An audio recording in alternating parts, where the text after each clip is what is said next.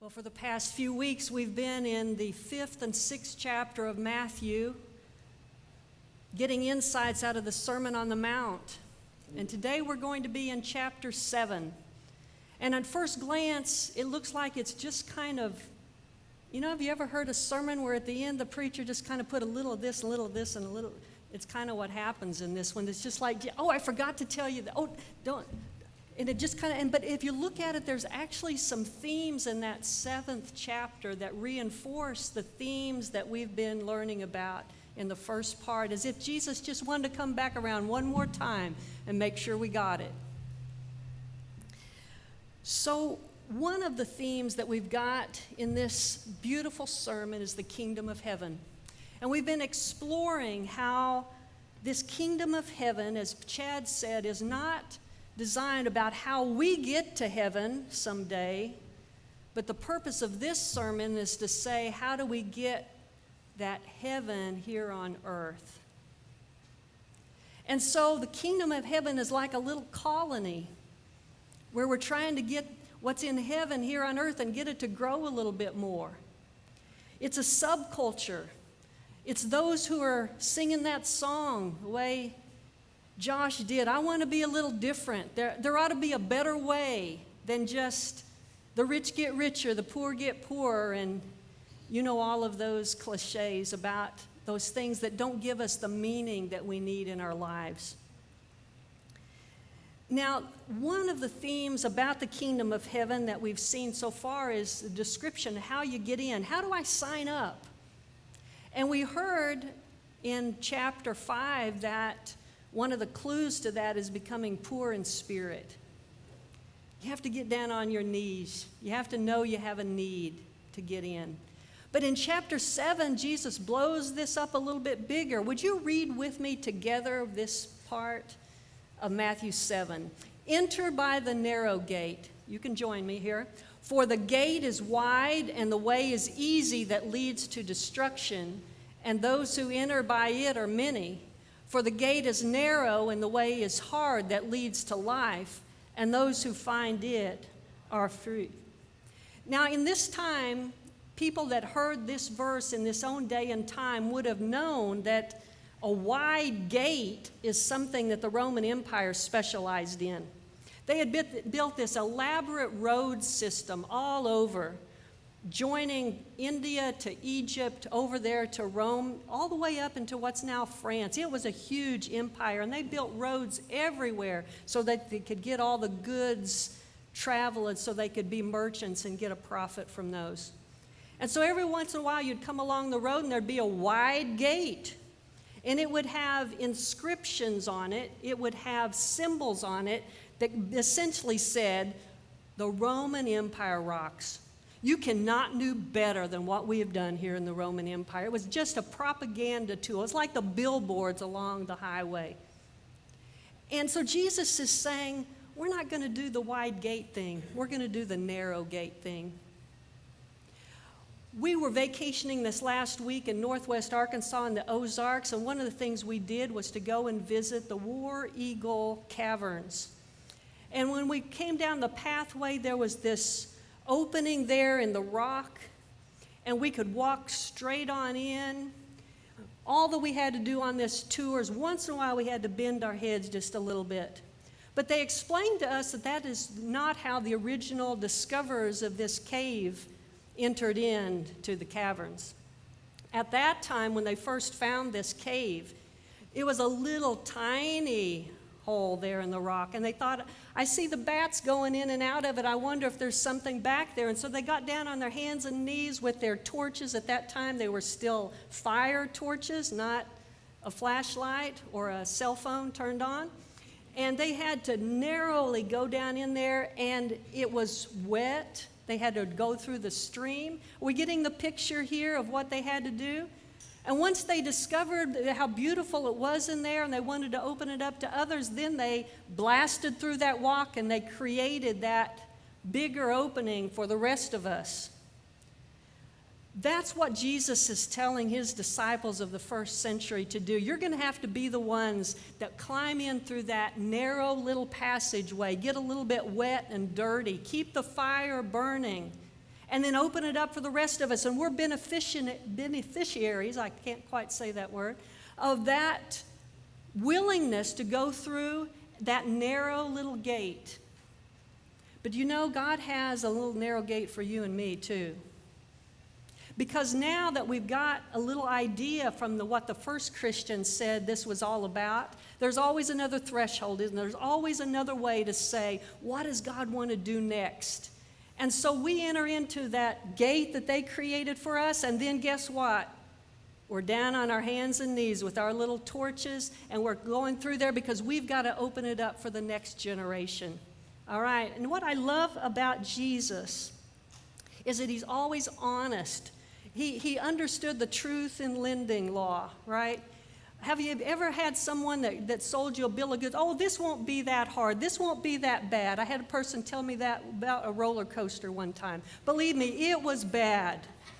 Okay? I'm okay if you say, it's going to be bad. It's going to be scary. Okay? And then it's my choice. That's what Jesus does. Jesus says, I'm not going to whitewash this for you. All right? You're going to have some tough days. You're experimenters, you are explorers in a new world to try to get this to happen, all right? So are you with me or are you not, okay? All right. Now, there's another thing about the kingdom of heaven that's in this 7th chapter, and that is, what are the values? How do we behave in this kingdom? Can you read with me together this verse? So whatever you wish that others would do to you, do also to them, for this is the law and the prophets. So Jesus is saying, when you're part of this little colony, this is going to be how we do things around here. Now, let's go on to the next verse because it gets harder, all right? That golden rule, you know, we kind of get that, right? Yeah, but let's drill down on it and unpack it a little bit more. Read this one with me. One more slide. There we go. Uh-oh. Judge not that you be not judged. For with the judgment you pronounce, you will be judged. And with the measure you use, it will be measured to you.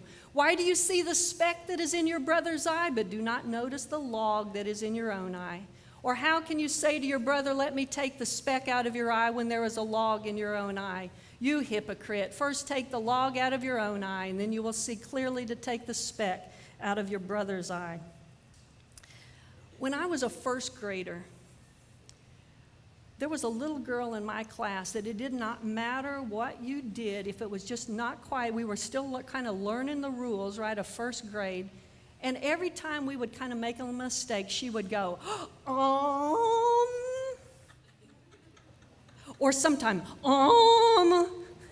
And you know, we all got into it. We create a culture of I mean, no, it didn't matter. We learned from each other how to like shame each other for doing things that we were just trying to learn the ropes that first year.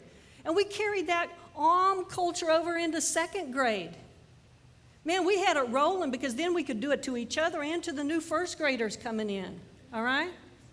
And then when we got to third grade, we had a teacher. I loved that teacher. But she just said, in third grade, we're going to get rid of that culture. No more. I don't want to hear a single child saying And I never heard it after that. And that's what Jesus is trying to say here. Aren't we just little first graders going around looking at what other people are doing? For shame. I remember Gomer Pyle. For shame, for shame, for shame. All right? We got that part down pat. And Jesus says, can you look inside? Can you do a little introspection? Are you really qualified to know what's going on in that person's life?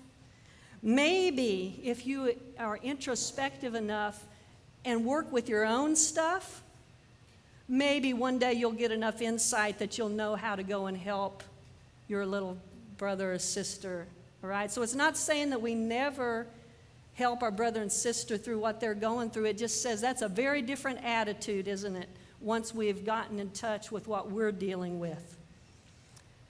Okay, so now we see why Jesus is saying this is not as easy as what we might have hoped for. There's a second theme in the Sermon on the Mount, the fatherhood of God. Just imagine the God who created the universe, the God we are in awe of when we are out in nature, that God is kind of like the ruler of everything. That's your dad. Think about what it's like to be the president's son or daughter. You walk right into the Oval Office. And does the father say, you don't belong here? No, come on in. All right? What you need? You need a drink of water? Yeah, that's what it's like here. So when God is our Father, then we're brothers and sisters, we're family. So this kingdom of God thing is a kinship that is stronger, Jesus said, than even our biological families. And one of the things we learned already in the Sermon on the Mount is how much God values us as children. I have been amazed as we've been studying this Sermon on the Mount in our Thursday night Bible study that the entrance to the kingdom is not what I was told it was when I was going to the little Baptist church in my hometown. They had a little bit of an culture, all right? Like, I couldn't even have thought to do all the things that they accused me of when I first started off. It was just the default position is you are a sinner. And I would like, what have I done? I'm a little young to have, to have thought about all those things. And when I look at this sermon, instead we find that the entrance to the kingdom, to this family, is God saying, you are blessed. You're the light of the world. You're the salt of the earth. That repentance thing is going to come a little later. We have to get around to the bad news eventually about the ways that we fall short of the glory of God. I'm not saying it's not there, but God's first word is, you're my child. I love you. Let's look at the way that the 7th chapter of Matthew opens up this fatherhood of God. Will you read with me? Ask and it will be given to you. Seek and you will find. Knock and it will be opened to you. For everyone who asks receives, and the one who seeks finds, and to the one who knocks it will be opened. Or which one of you, if his son asks him for bread, will give him a stone? Or if he asks for a fish, will give him a serpent? If you then who are evil know how to give good gifts to your children, how much more will your Father who is in heaven give good things to those who ask him? There is the only place in this entire 3 chapters where Jesus says something about maybe we're not quite all we're stacked up to be. Okay? The rest of it is all that positivity. Now, I like to think of this verse as introducing to us what I want to call the ask, seek, and knock network. Most of the time when we pray, God does not just drop the answer to that prayer down from the heavens. Most of the time, God uses other people in the family to meet that need. So it's a network. One time when I was in my early 20s, I was driving from where I was living in Waco, Texas, up to Dallas to see my sister and her family.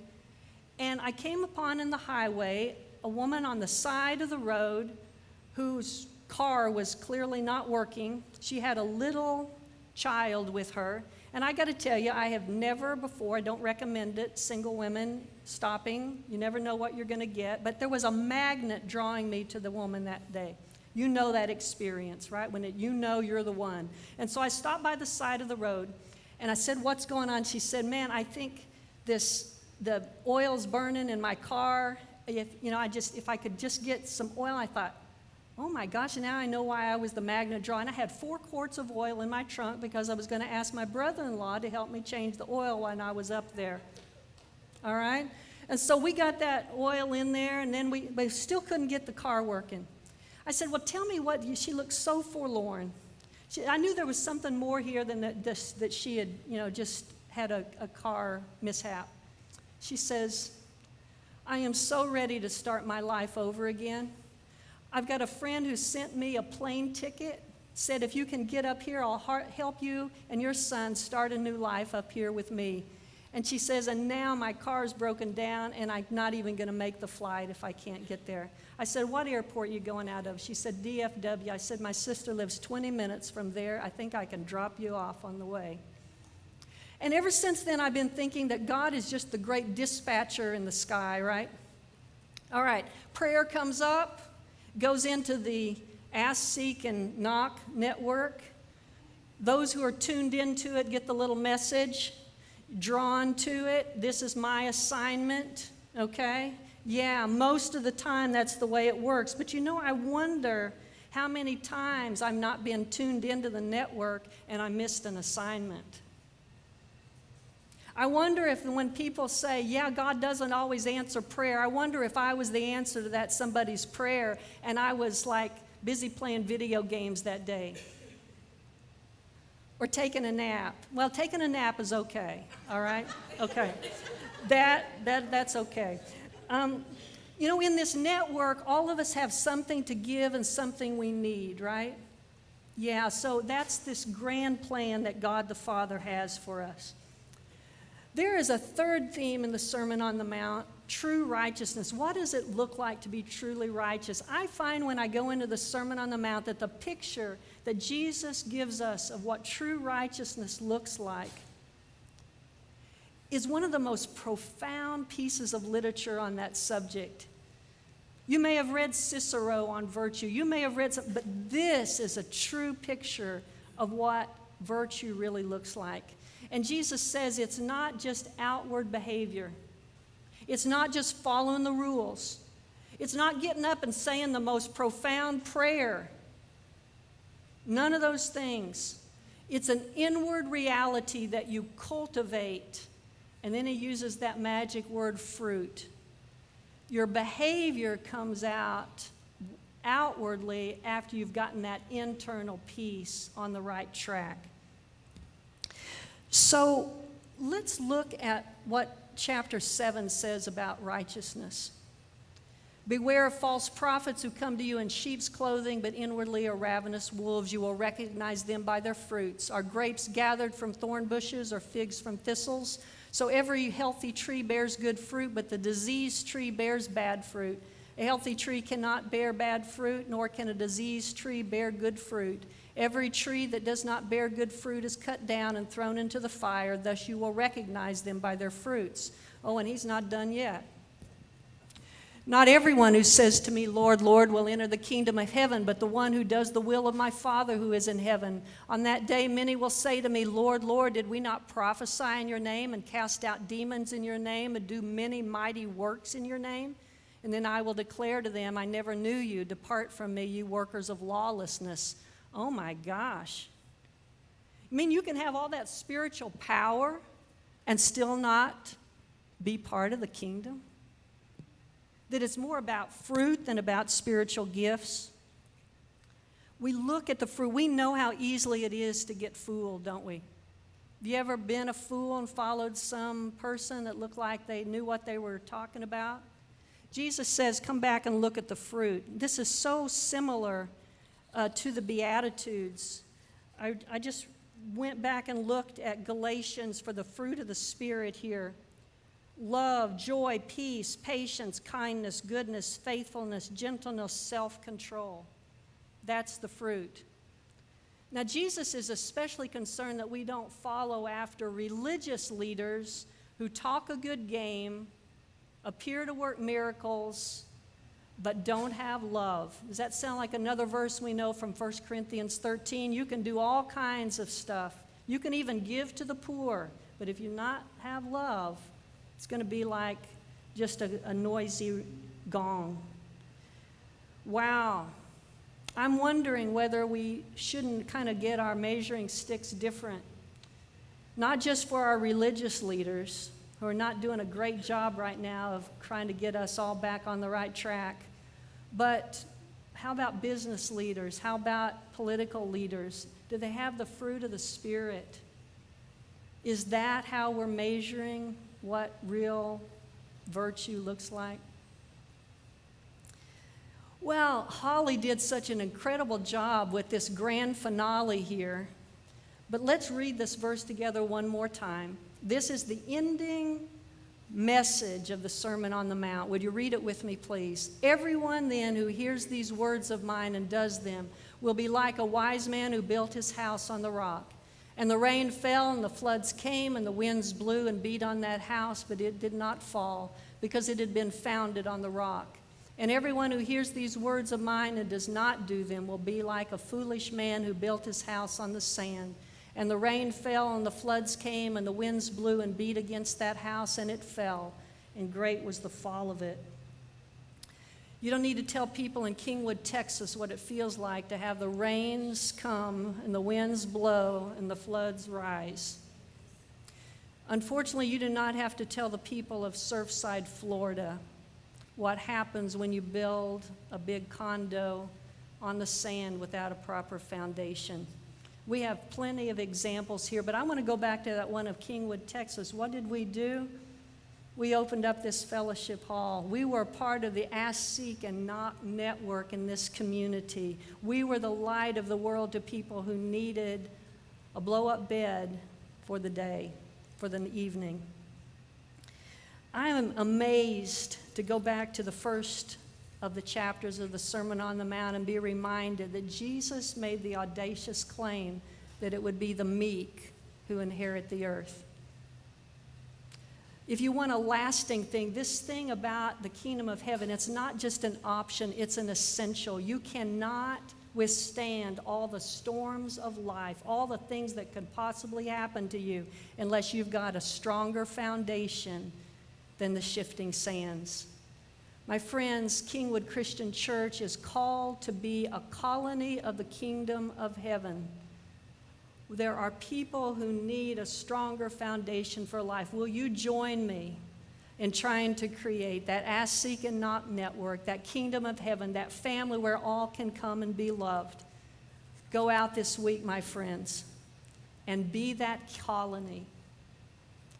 All right. I see I've got a hand, and that is just the joy of my life when I see a hand out of there and I don't have to ask for it.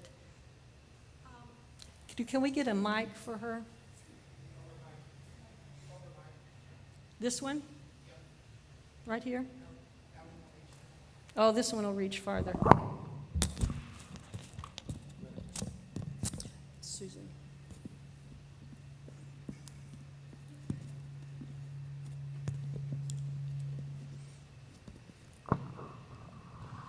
When you're talking about being the light of the, I was thinking about when you were talking about being the light of the world, and when you saw the woman on the side of the road, as I drive around and I see people that have their cardboard placard up and they need help and whatever, I don't know what to do. I struggle. Yep. Obviously, I'm in my car. Sometimes I think maybe I should drive around and talk to them, but sometimes I'm afraid of who they are or what they're asking for, and I struggle with that. Yeah. I want to be the light of the world. I want to help people, but I struggle with that, Margaret. Yeah, thank you, Susan, for your candor on that. I got to tell you, that's the first and only time I've ever taken a hitchhiker. It's not easy to know when someone is your assignment, is it? Yes. Yeah. Thank you for bringing that question to the fore. I also think that if we're just doing handouts, we're not getting to the systemic issues that are causing that person to be in that kind of want. I think we've got to work on both fronts, don't we? And I always ask myself, there are plenty of services in the Houston area, and why is it that you're not in that system? But I tell you something that our family has done ever since Marjorie came and set up our blessing bags. We feel like we're at least saying we love you. And I still don't, if I'm not on the right side of the road at that time, it's not like I go around and take the next exit and come back around, okay? But if it's mine to do, if I'm right there at the light and I see that person with the cardboard sign, we just keep it in our front seat and hand it out. And then, you can tell a lot by that person about how they respond, right? We handed one out this week in Arkansas, and the person just looked at it like, I kind of wanted a little bit more than some cold water and some Vienna sausage, right? So that she's got deeper needs than that. But most of the time, people appreciate just that connection. So yeah, we're digging down through the rock here in the new cave, Susan.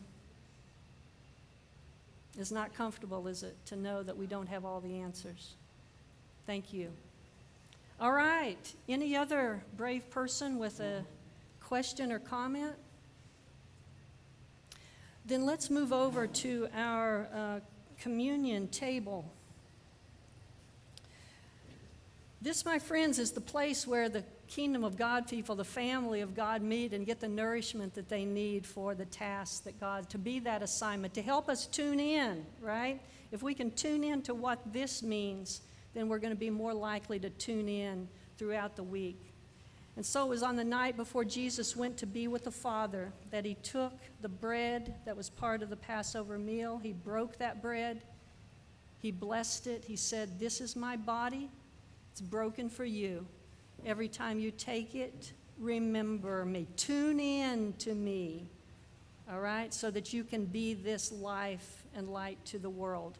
We've got bread here on the table for you to take. Likewise, he took the cup and he blessed it. And he said, "This is the blood of the new covenant."